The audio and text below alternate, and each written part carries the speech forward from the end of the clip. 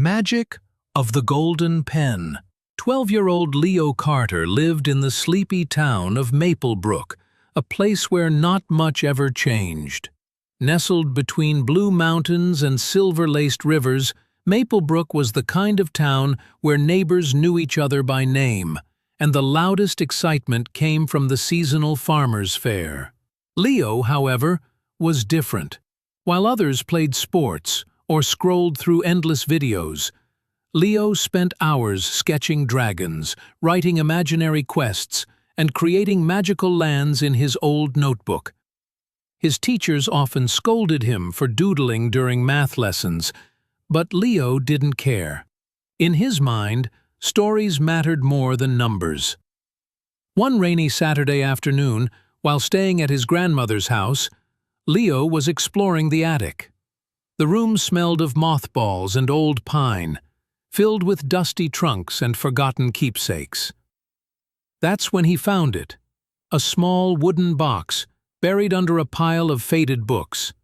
The box was crafted from dark mahogany wood, and carved into the lid was a symbol, a feather crossed with a crescent moon. Curious, Leo opened it.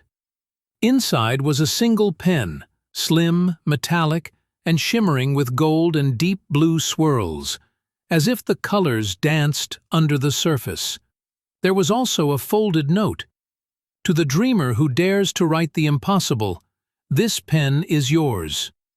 Use it wisely, for it brings your words to life. Leo scoffed. Right, magic pen, sure. But something about the weight of the pen felt different. He grabbed a blank page from his sketchbook and began to write. A dragon soared above Maplebrook, its wings wide, scales glowing like polished emeralds. As soon as he finished the sentence, the pen glowed. The attic trembled slightly, and a gust of wind blew the window open. Heart racing, Leo peered outside. There it was, a dragon, real, enormous, gliding above the trees, just like he described. It let out a majestic roar that shook the rooftops, then vanished behind the clouds. Leo stumbled backward. No way. The next morning, Leo tested the pen again. He wrote, "Let it be sunny today." The clouds cleared within minutes. He wrote about his rusty bicycle being brand new. Minutes later, it gleamed in the backyard. Each time he wrote, the pen shimmered with energy. The ink glowed faintly, and the words seemed to hum with life. At school, Leo experimented. He wrote himself a perfect score on the science quiz. It happened. He scribbled that the vending machine would give him 2 chocolates instead of 1. It did. It was thrilling, addictive. Then came temptation. He wrote that Trent, the school bully, would slip on a banana peel. Leo chuckled when it happened during recess. He started writing mini-stories about people around him, crafting their lives like a puppet master. Every story came true.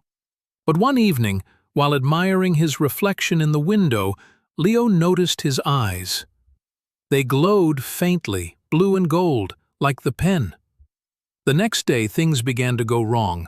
The magical tree he wrote about, which grew candy in the park, suddenly withered overnight. Its bark turned black. The ground around it cracked and smoked. Leo's friend Ellie, whose asthma he had magically cured in a story, collapsed again at lunch.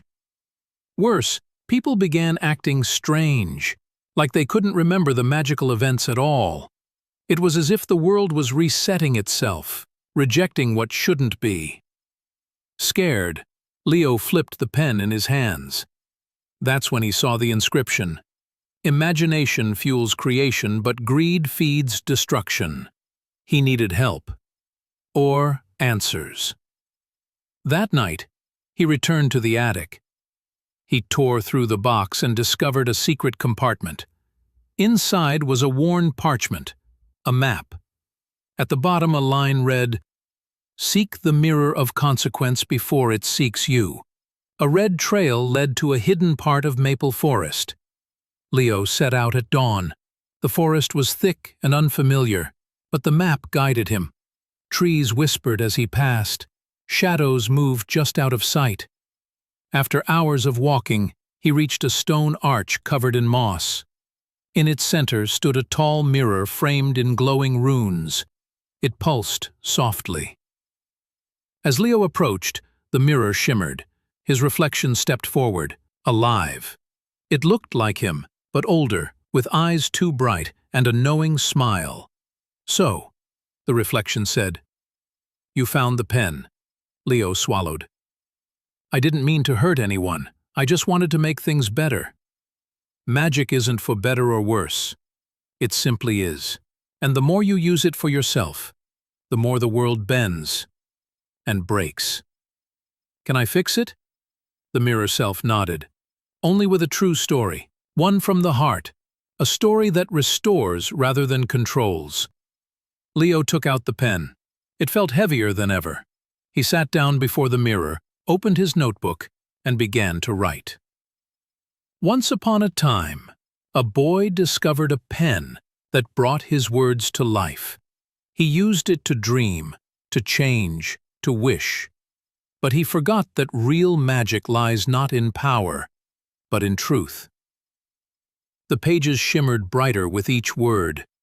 The boy let go of the pen, not because he lost faith in magic, but because he found it within himself.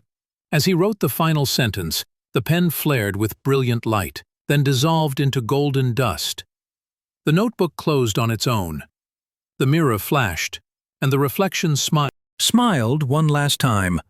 Then everything went dark.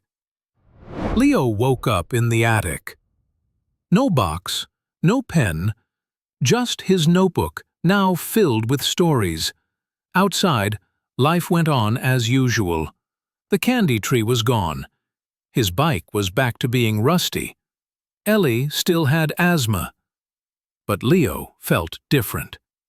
He picked up a regular pen and began to write. This time, there was no magic ink, no glowing pages, but the words came easily, flowing from the heart. His teachers noticed. His stories were published in the school paper, then in local journals. Years passed. Leo grew up and became an author, inspiring kids everywhere to believe in the power of imagination. And sometimes, just sometimes, when the stars were bright and the moon curved like a feather in the sky, his pen would shimmer. Just a little, as if the magic never truly left.